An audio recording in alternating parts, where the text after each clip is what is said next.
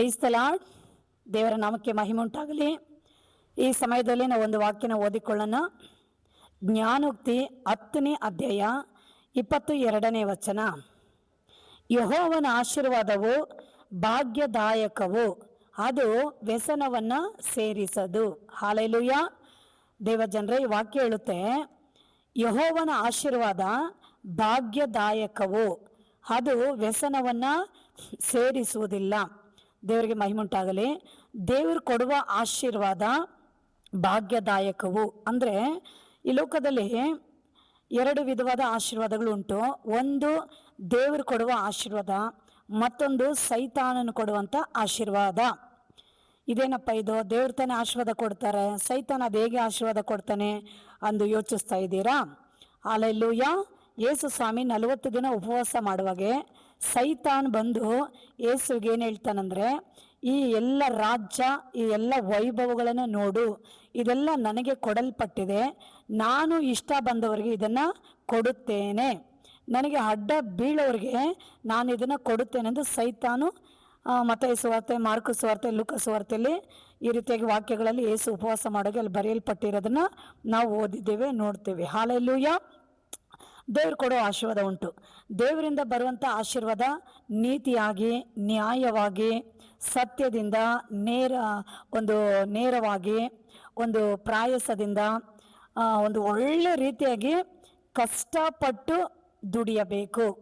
ಅನ್ಯಾಯದಿಂದ ಗಳಿಸಬಾರ್ದು, ಅನ್ಯಾಯದಿಂದ ಯಾವುದನ್ನು ಗಳಿಸಬಾರದು, ಅನೀತಿಯಿಂದ ಯಾವುದನ್ನು ಸಂಪಾದಿಸಬಾರದು. ಸತ್ಯದಿಂದ, ನ್ಯಾಯದಿಂದ, ನೀತಿಯಿಂದ, ಧರ್ಮದಿಂದ ನಾವು ಸಂಪಾದನೆ ಮಾಡಬೇಕು. ಕೆಲವರು ಹೇಗೆ ಸಂಪಾದನೆ ಮಾಡ್ತಾರಂದರೆ, ಫೈನಾನ್ಸ್ಗಳು, ಬಡ್ಡಿ, ಲಂಚ, ಅವುಗಳಲ್ಲಿ ಅಧಿಕವಾಗಿ ಸಂಪಾದಿಸ್ತಾರೆ. ಇನ್ನು ಅನೇಕರು ಸುಳ್ಳು ಸಾಕ್ಷಿಗಳು ಹೇಳ್ತಾರೆ ಅಲ್ವಾ. ನೋಡೋಗೆ ವ್ಯಾಪಾರದಲ್ಲಿ ಅವ್ರು ಮಾಡುವಂಥ ವ್ಯಾಪಾರ ಬಿಸ್ನೆಸ್ಗಳಲ್ಲಿ ಅದರಲ್ಲಿ ಹೆಚ್ಚಾಗಿ ಮೋಸ ಮಾಡ್ತಾರೆ, ಕಲಬೆರಕೆಗಳನ್ನ ಮಾಡ್ತಾರೆ, ಅದರಲ್ಲಿ ಅನ್ಯಾಯವಾಗಿ ದುಡ್ಡುಗಳನ್ನ ಸಂಪಾದನೆ ಮಾಡ್ತಾರೆ. ಕೆಲವ್ರನ್ನ ಬೆದರಿಸ್ತಾರೆ, ಮೋಸ ಮಾಡಿ ಅವ್ರಗಳ ಬಳಿಯಲ್ಲಿ ಕಿತ್ಕೊಳ್ಳೋದನ್ನು ನಾವು ನೋಡ್ತೀವಿ. ಇನ್ನು ಅನೇಕರು ಏನು ಮಾಡ್ತಾರೆ, ಕಳ್ಳತನ ಮಾಡಿ ಗಳಿಸೋದನ್ನು ನಾವು ನೋಡ್ತೀವಿ. ಇನ್ನೊಂದು ಮನೆ ಮಠ, ಜಮೀನು, ಹೊಲ ಗದ್ದೆಗಳಲ್ಲಿ ಅಲ್ವಾ, ಅದರ ಮೇಲೆ ಮೋಸವಾಗಿ, ಅನ್ಯಾಯವಾಗಿ ಅವುಗಳ ಮೇಲೆ ಹೆಚ್ಚು ಸಂಪಾದಿಸೋದ್ರಿಗಾಗಿ ಹೆಚ್ಚಾಗಿ ಆ ಒಂದು ಹಣ ಬಿಸ್ನೆಸ್ಗಳನ್ನ ಅವರು ಏನು ಮಾಡ್ತಾರೆ, ಆ ರೀತಿಯಾಗಿ ಮಾಡಿ ಅವುಗಳಲ್ಲಿ ಹಣ ಗಳಿಸ್ತಾರೆ. ಈ ರೀತಿಯಾಗಿ ನೋಡ್ರಿ, ಅನ್ಯಾಯವಾಗಿ ಸಂಪಾದನೆ ಮಾಡೋದು ಉಂಟು. ಆದರೆ ಆ ಅನ್ಯಾಯದ ಸಂಪಾದನೆ, ಆ ಮೋಸವಾದ ಸಂಪಾದನೆ, ಅನೀತಿಯಿಂದ ಸಂಪಾದಿಸೋದು, ಅದರ ಮೇಲೆ ಏನಿರುತ್ತಂದರೆ ಒಂದು ಮಹಾ ದೊಡ್ಡ ಶಾಪ ಇರುತ್ತೆ. ಆ ಶಾಪ ಅವರ ಇಡೀ ಮನೆಗೂ, ಇಡೀ ಅವರ ಸಂತತಿಗೆ ಅದು ಅಂಟಿಕೊಳ್ಳುತ್ತೆ. ಆ ಸಂತತಿ, ಆ ಇಡೀ ಕುಟುಂಬ, ಅದರಲ್ಲಿರುವಂಥ ಎಲ್ಲ ರೀತಿಯಾದ ಜನರು ಆ ಶಾಪಗಳನ್ನ ಅವರು ಏನು ಮಾಡ್ತಾರೆ, ಅನುಭವಿಸುತ್ತಾರೆ. ಆ ಶಾಪ ಹೇಗಾಗಿ ಇರುತ್ತಂದರೆ, ಅನೇಕರಿಗೆ ರೋಗಗಳು, ಅನೇಕರಿಗೆ ಅವಮಾನಗಳು, ಅನೇಕರಿಗೆ ನಷ್ಟಗಳು, ಅದರಲ್ಲಿ ಅನೇಕ ಸಾವುಗಳು, ಅದರಲ್ಲಿ ಅನೇಕರು ಕಳೆದುಕೊಂಡು ಏನು ಮಾಡ್ತಾರೆ, ಡಿಪ್ರೆಷನ್ಗಳಲ್ಲಿದ್ದು ವೇದನೆ ಪಡ್ತಾರೆ, ಕಷ್ಟಪಡ್ತಾರೆ. ದೇವರು ಕೊಡದೇ ಇರುವಂಥ ಆಶೀರ್ವಾದದಲ್ಲಿ ವೇದನೆ ಇರುತ್ತೆ, ದುಃಖ ಇರುತ್ತೆ, ವ್ಯಸನ ಇರುತ್ತೆ, ಅದರಲ್ಲಿ ಒಂದು ದೊಡ್ಡ ಮಹಾ ವೇದನೆನೇ ತುಂಬಿರುತ್ತೆ. ಅದು ಅವರಿಗೆ ಆಶೀರ್ವಾದವಾಗಿ ಇರೋದೇ ಇಲ್ಲ. ಆದರೆ ದೇವರು ಕೊಡುವ ಆಶೀರ್ವಾದ ಭಾಗ್ಯದಾಯಕವು. ದೇವರು ಆಶೀರ್ವಾದ ಕೊಟ್ಟರೆ ಆ ಆಶೀರ್ವಾದದಲ್ಲಿ ಎಂಥ ಶಾಪಗಳು ಇರುವುದಿಲ್ಲ. ಅದರಲ್ಲಿ ಸಂತೋಷ, ಅದರಲ್ಲಿ ಒಳ್ಳೆ ಆನಂದ, ಉಲ್ಲಾಸ, ಸಂಭ್ರಮ, ಸಂತೋಷ ಇರುತ್ತೆ. ಅದನ್ನು ಅನುಭವಿಸುವಾಗ್ಲೂ ಅವ್ರ ಇಡೀ ಕುಟುಂಬ ಆಶೀರ್ವಾದವಾಗಿರುತ್ತೆ, ಆರೋಗ್ಯವಾಗಿರುತ್ತೆ. ಅದನ್ನು ಅನುಭವಿಸುವಂಥ ವ್ಯಕ್ತಿಗಳು ತುಂಬ ಆಶೀರ್ವಾದವಾಗಿ ಆರೋಗ್ಯವಂತರಾಗಿರ್ತಾರೆ. ಅದರಲ್ಲಿ ನಿಂದೆಗಳಿರಲ್ಲ, ಬಾಧೆ ಇರಲ್ಲ, ವೇದನೆ ಇರಲ್ಲ, ಅವಮಾನ ಇರಲ್ಲ. ಅದು ನಮ್ಮನ್ನು ಕೈ ಬಿಟ್ಟು ಸಹ ಹೋಗೋದಿಲ್ಲ. ದೇವರ ಕೊಡುವ ಆಶೀರ್ವಾದಗಳು ಅದು ವ್ಯಸನವನ್ನು ಸೇರಿಸೋದಿಲ್ಲ, ಅದರಲ್ಲಿ ಬಾಧೆಗಳನ್ನ ಕೂಡಿಸೋದಿಲ್ಲ, ಅದರಲ್ಲಿ ನಿಂದೆ ಅವಮಾನಗಳನ್ನು ಸೇರಿಸೋದಿಲ್ಲ. ಅದು ಅವ್ರಿಗೂ, ಅವರ ಸಂತತಿಗೂ, ಅವರೆಲ್ಲ ಕುಟುಂಬಕ್ಕೆ ಆಶೀರ್ವಾದವಾಗಿರುತ್ತೆ. ಯಾಕಂದರೆ ದೇವ್ರು ಕೊಟ್ಟ ಆಶೀರ್ವಾದ. ದೇವ್ರು ಕೊಟ್ಟ ಸಮೃದ್ಧಿ, ದೇವ್ರು ಕೊಟ್ಟಂತ ಒಂದು ಆಶೀರ್ವಾದದಲ್ಲಿ ದೇವರ ಹಸ್ತ ಅದರ ಮೇಲೆ ಇರುವಾಗೆ ಅದರಲ್ಲಿ ಮನುಷ್ಯನಿಗೆ ಯಾವ ರೀತಿ ಬಾಧೆ ಕಷ್ಟಗಳು ಉಂಟಾಗೋದಿಲ್ಲ, ಅದರಲ್ಲಿ ನಷ್ಟ ಇರಲ್ಲ, ವ್ಯರ್ಥ ಆಗೋದಿಲ್ಲ, ಅದರಲ್ಲಿ ಕದಿಯುವಂಥ ಕಾರ್ಯಗಳಿರೋದಿಲ್ಲ, ಅದು ಯಾರು ನಮ್ಮನ್ನಿಂದ ಅದನ್ನು ಕಿತ್ತುಕೊಳ್ಳಲು ಆಗೋದಿಲ್ಲ. ಅದು ದೇವರು ಯಾರಿಗೆ ಕೊಟ್ಟನೋ ಅವರೇ ಅದನ್ನು ತೃಪ್ತಿಯಾಗಿ ಅನುಭವಿಸಿ ಆಶೀರ್ವಾದವಾಗಿರ್ತಾರೆ. ಆಮೇಲೆ ಹಲ್ಲೆಲೂಯಾ. ಹೀಗಾಗಿ ದೇವ ಮಕ್ಕಳೇ, ಸೈತಾನ್ ಕೊಡುವ ಆಶೀರ್ವಾದ ನಮಗೆ ಬೇಡ. ನಮಗೆ ಯಾರು ಕೊಡುವ ಆಶೀರ್ವಾದ ಬೇಕಂದ್ರೆ ಯೇಸು ಸ್ವಾಮಿ ಕೊಡುವಂಥ ಆಶೀರ್ವಾದ ನಮಗೆ ಬೇಕು. ಮೊದಲನೇ ಆಶೀರ್ವಾದ ಏನು ಗೊತ್ತಾ? ಸಮಾಧಾನ, ಮನಸ್ಸಿಗೆ ನೆಮ್ಮದಿ, ಸಂತೋಷ, ಒಳ್ಳೆ ಆರೋಗ್ಯ, ಕುಟುಂಬದಲ್ಲಿ ಸಮಾಧಾನ, ಐಕ್ಯತೆ, ಕುಟುಂಬದಲ್ಲಿ ಎಲ್ಲ ರೀತಿಯಾಗಿ ಒಂದು ನೆಮ್ಮದಿ, ಗಂಡ ಹೆಂಡತಿ, ತಂದೆ ತಾಯಿ, ವಯಸ್ಸಾದಂಥ ಅಜ್ಜ ಅಜ್ಜಿ, ಮತ್ತು ನೋಡುವಾಗೆ ಮಕ್ಕಳು ಮೊಮ್ಮಕ್ಕಳು, ಈ ರೀತಿಯಾಗಿ ಅನೇಕ ಕುಟುಂಬಗಳಲ್ಲಿ ಆ ಆಶೀರ್ವಾದ ತುಂಬ ಸಂತೋಷಕರವಾಗಿರುತ್ತೆ. ಹೀಗಾಗಿ ದೇವರು ಕೊಡುವ ಆಶೀರ್ವಾದ ನಮಗೆ ಸಾಕು. ದೇವರು ಕೊಡುವ ಆಶೀರ್ವಾದನ ಹುಡುಕ್ರಿ. ದೇವರು ಕೊಡುವ ಆಶೀರ್ವಾದದಲ್ಲಿ ವ್ಯಸನವನ್ನು ಸೇರಿಸುವುದಿಲ್ಲ ಎಂದು ದೇವರ ವಾಕ್ಯ ಹೇಳುತ್ತೆ. ಸೈತಾನ್ ಕೊಡುವ ಆಶೀರ್ವಾದ ನಮಗೆ ಬೇಡ. ಅದು ಅನ್ಯಾಯದ ಆಶೀರ್ವಾದ, ಅದು ಶಾಪದ ಆಶೀರ್ವಾದ, ಅನೀತಿಯಿಂದ ಸಂಪರಿಸಿರುವಂಥ ಆಶೀರ್ವಾದ, ಅಧರ್ಮದಿಂದ ಕೂಡಿರುವಂಥ ಆಶೀರ್ವಾದ. ಅದರ ಮೂಲಕವಾಗಿ ಕೊನೆಗೆ ಬಹಳ ಕಷ್ಟಗಳು ನಷ್ಟಗಳು ಅನುಭವಿಸಬೇಕಾಗುತ್ತೆ ಮಕ್ಕಳೇ.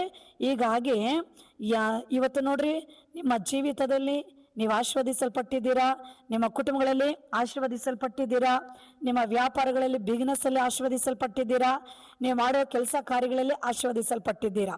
ಆದರೆ ಈ ಆಶೀರ್ವಾದ ಯಾರಿಂದ ಬಂದಿದೆ ಎಂದು ಸ್ವಲ್ಪ ಪರಿಶೋಧಿಸಿ ನೋಡಬೇಕು. ಅಂದರೆ ದೇವರಿಂದ ಬಂದಿದ ಅಥವಾ ಸೈತಾನಿಂದ ಬಂದಿದ?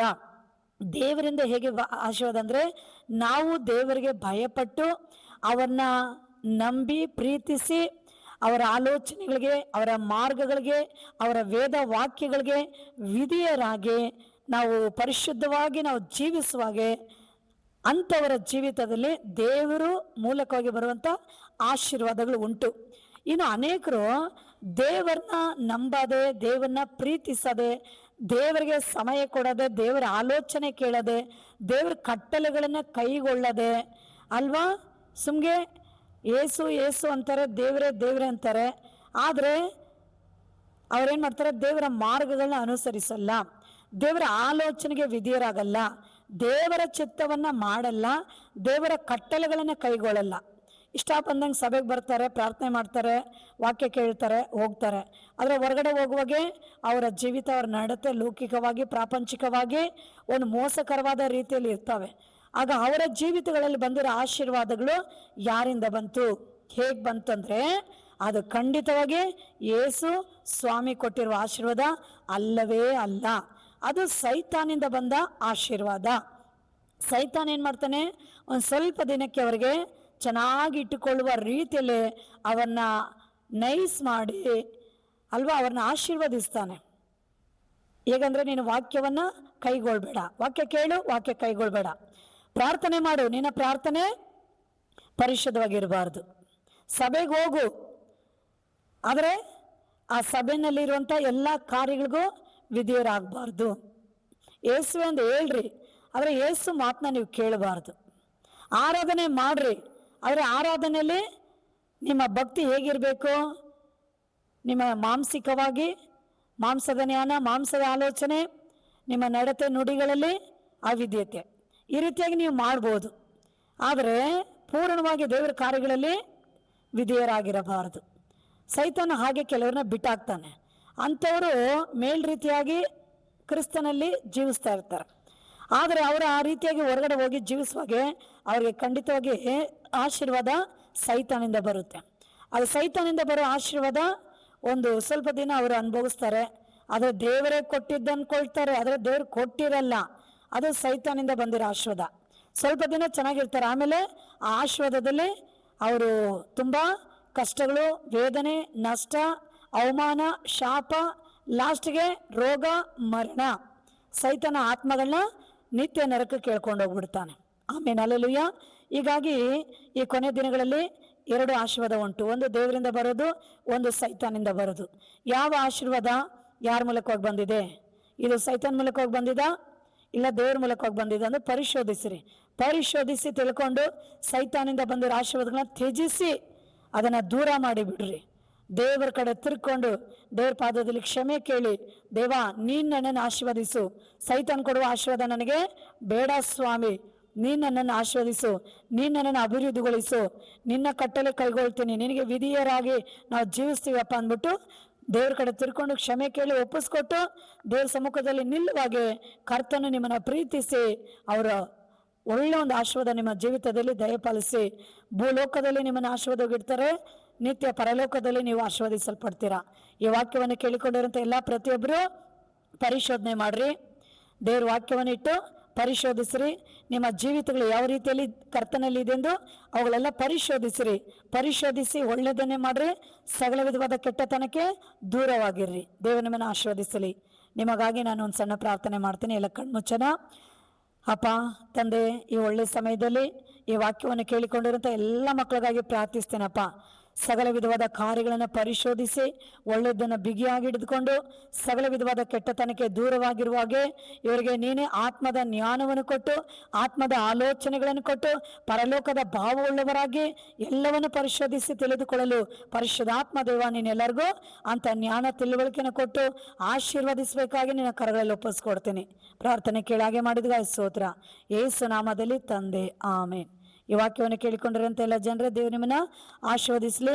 ಲೈಕ್ ಮಾಡಿ, ಶೇರ್ ಮಾಡಿ. God bless you. ಆಮೇನ್.